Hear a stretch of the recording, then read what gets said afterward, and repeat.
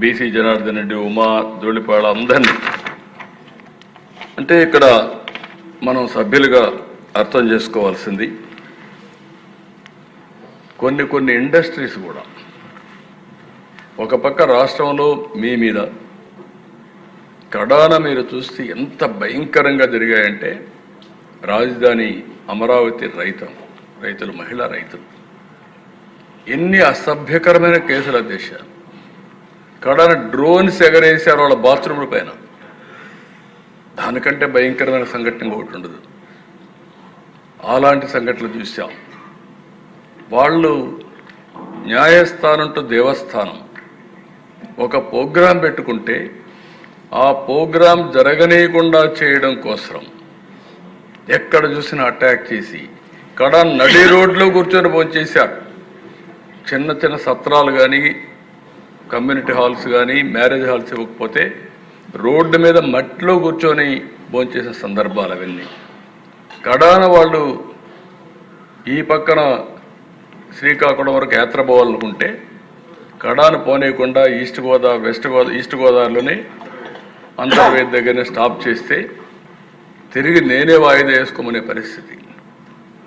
మీరు పోలేరు, ఇంకా ఎక్కువ law and order problem create చేస్తారు, మీరు కొంచెం వాయిదా వేయమని చెప్పే పరిస్థితికి వచ్చాం. ఇలాంటివి అరాచకాలు ఒకటి కాదు దిశ. ఇండస్ట్రియలిస్టులు ఎంతమంది పారిపోయారు. ఈవెన్ కడానైతే మా జయదేవ్ అయితే పోటీ చేయలేదు. ఈజీగా గెలిచే వ్యక్తి వీళ్ళు చేసిన హెరాస్మెంట్. ఒక పక్క ఇండస్ట్రీ, ఇంకొక పక్క పాలిటిక్స్ వస్తే ఇండస్ట్రీ వదులుకోవాలి. ఎన్నో సంవత్సరాలు కష్టపడి సాధించిన ఇండస్ట్రీని వదులుకోలేక కడాన నాకు ముందే చెప్పాడు, నేను పోటీ చేయనండి అంటే, సరే ఎవరికి చెప్పొద్దు నువ్వు అనవసరంగా, అవసరమా ఆలోచన ధైర్యం అంటే, లేదు సార్ ఇప్పుడు మా మీద ఆధారపడే ఉంది ఇండస్ట్రీ, ఇలాంటప్పుడు దెబ్బతింటే కరెక్ట్ కాదని చేసి చెప్పే పరిస్థితికి వచ్చా. కడాన దశ సింగపూర్ గవర్నమెంట్ మీద,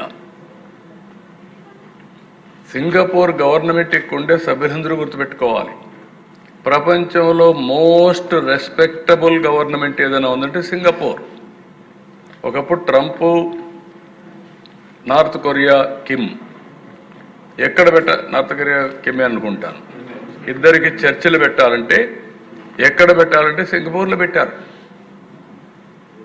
అలాంటి కంట్రీ మీద ఆరోపణలు చేసి కడాన దేశ వాళ్ళైతే ఇప్పుడు కూడా రాలేదు. కనీసం నేనేమంటున్నానంటే దేశ వాళ్ళ మీద నాకు ఒక నమ్మకం. ఆ రోజు లీ క్వాన్ యూ ఉన్నాడు.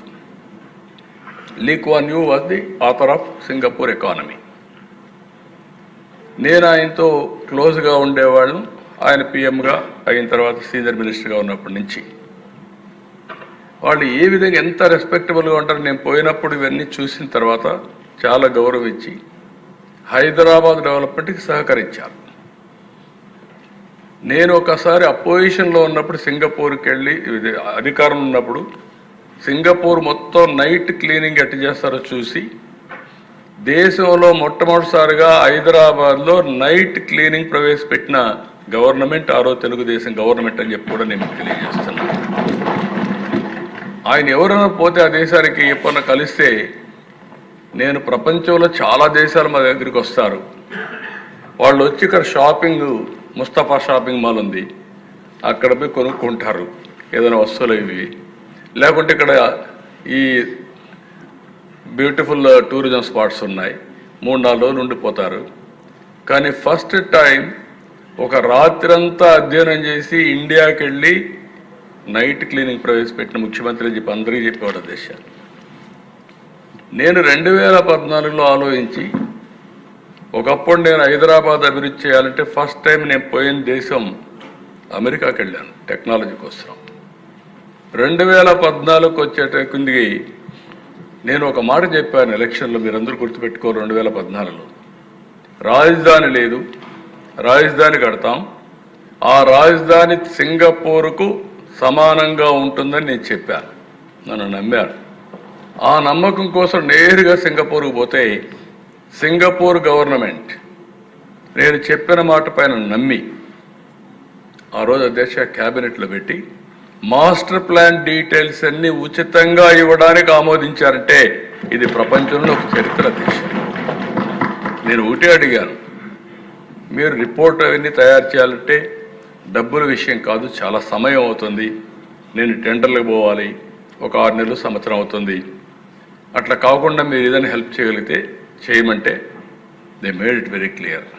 ఓకే మేము ఆలోచిస్తామని చెప్పి with in 6 months or 8 months one of the best master plan details మనకి ఇచ్చారు అధ్యక్ష ఆ దేశం. అలాంటి దేశం పైన మీరు ఆరోపణలు పెట్టగలిగారంటే, వాళ్ళని కూడా మీరు భయపెట్టగలిగారంటే ఈ ప్రపంచంలో ఎప్పుడు జరగదు అధ్యక్ష. కడాన దేశ పీపీపీలు